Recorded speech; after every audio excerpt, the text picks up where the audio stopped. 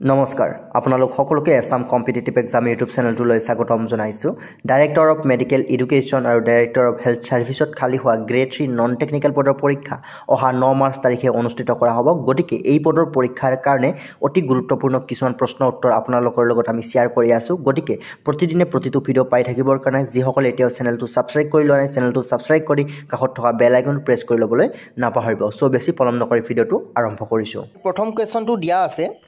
Assam shares its border with how many states? অসমে কিমানখন ৰাজ্যৰ সৈতে সীমা ভাগ বতৰা কৰে সো আপোনালোকে কুৱেশ্যনটো দেখাৰ লগে লগে যদি এনসাৰটো কাৰেক্ট এনসাৰটো আপোনালোকে জানে কমেন্ট বক্সত কমেন্ট কৰিব তেতিয়া আপোনালোকৰ ভালদৰে এটা ৰিভিজন হ'ব সো ইয়াৰ কাৰেক্ট এনসাৰ হৈছে অপচন সি 7খন ডিস্ট্ৰিক্টৰ সৈতে 7খন ৰাজ্যৰ সৈতে অসমে সীমা ভাগ বতৰা কৰে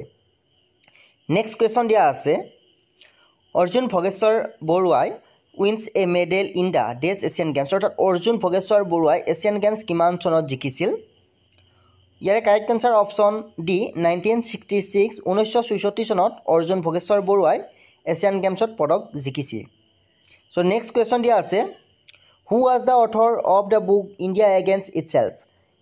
এগেইনষ্ট ইটসেল্ফ নামৰ কিতাপখনৰ লেখক কোন আছিল যদি কাৰেক্ট আনসাৰটো আপোনালোকে জানে কমেন্ট বক্সত কমেন্ট কৰক ইয়াৰে correct answer option D doctor Sanjib Bora দেৱে ইণ্ডিয়া এগেইনষ্ট ইটসেল্ফ নামৰ কিতাপখন লিখিছিল option D correct next question দি আছে দ্যাট থডৰলি was constructed during the reign of থডৰলি কাৰ ৰাজত্বকালত নিৰ্মাণ কৰা হৈছিল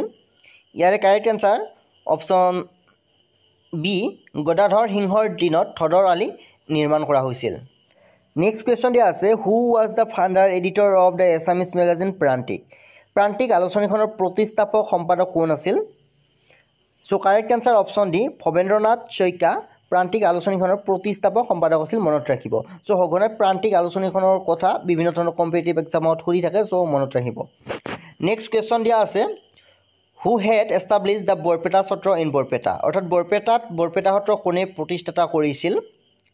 কাৰেক্ট আনসাৰ কমেন্ট বক্সত জলদি কমেন্ট কৰক শংকৰদেৱ নে মাধৱদেৱ নে দামোদৰ দেৱ নে গোপালতা সো কোনে বৰপেটা সত্ৰ প্ৰতিষ্ঠাতা কৰিছিল কাৰেক্ট আনসাৰ অপচন বি মাধৱদেৱে বৰপেটা সত্ৰ প্ৰতিষ্ঠাতা কৰিছিল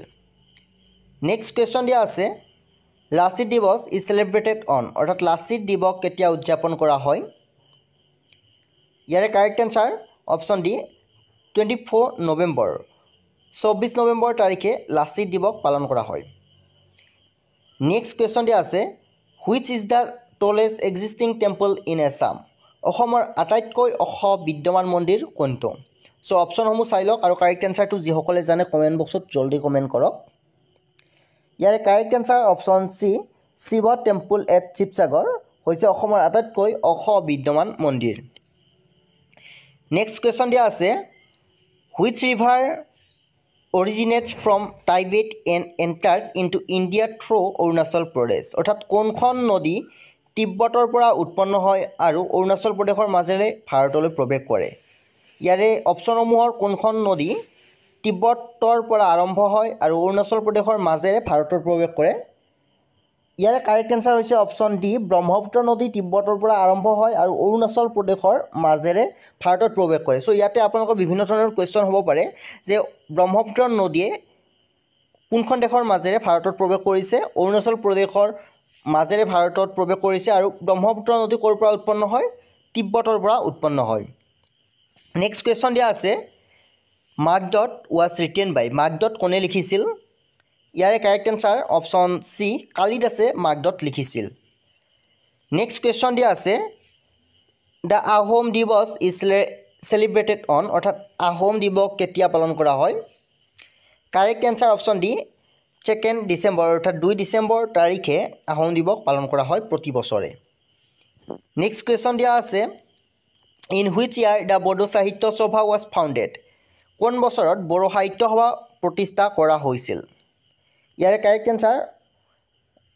অপচন এ 1952 1952 চনত বড়ো সাহিত্য সভা গঠন কৰা হৈছিল বা প্ৰতিষ্ঠা কৰা হৈছিল next question which one was the second film directed by Jyotiprasad Agarwala অৰ্থাৎ জ্যোতিপ্ৰসাদ আগৰৱালাৰ দ্বাৰা পৰিচালিত দ্বিতীয়খন চলচ্চিত্ৰ কি ইয়াৰে correct answer option B Indramalati আৰু প্ৰথমখন হৈছে জয়মতী যিখন 1935 চনত মুক্তি পাইছিল চলচ্চিত্ৰখন আৰু দ্বিতীয়খন হৈছে ইন্দ্ৰমালতী নেক্সট কুৱেশ্যন দিয়া আছে who directed the Assamese film Shakuntala কোনে শকুন্তলা চলচ্চিত্ৰখন পৰিচালনা কৰিছিল ইয়াৰ correct answer option B doctor Bhupen হাজৰিকাই শকুন্তলা চলচ্চিত্ৰখন পৰিচালনা কৰিছিল সো ইম্পৰ্টেণ্ট হয় মনত ৰাখিব নেক্সট কুৱেশ্যন দিয়া আছে the highest concentration of forest in the state of Assam occurs in অৰ্থাৎ অসম ৰাজ্যত বনাঞ্চলৰ সৰ্বাধিক ঘনত্ব হৈছে অৰ্থাৎ কোনখন ডিষ্ট্ৰিক্টত বনাঞ্চলৰ সৰ্বাধিক ঘনত্ব আছে কাৰেক্ট এনসাৰ কমেণ্ট বক্সত কমেণ্ট কৰক জলদি কাৰেক্ট এনসাৰ অপশ্যন এ কাৰ্বি আংলং ডিষ্ট্ৰিক্ট বনাঞ্চলৰ সৰ্বাধিক ঘনত্ব আছে আৰু মাটিকালি হিচাপতো অসমৰ আটাইতকৈ ডাঙৰ ডিষ্ট্ৰিক্টখন হৈছে কাৰ্বি আংলং আৰু সেই ডিষ্ট্ৰিক্টখনত আপোনালোকৰ বনাঞ্চলৰ সৰ্বাধিক আছে কিন্তু যেতিয়া জনসংখ্যা হিচাপত আটাইতকৈ ডাঙৰ ডিষ্ট্ৰিক্ট সুধিব তেতিয়া আপোনাৰ নগাঁও ডিষ্ট্ৰিক্ট হ'ব নেক্সট কুৱেশ্যন দিয়া আছে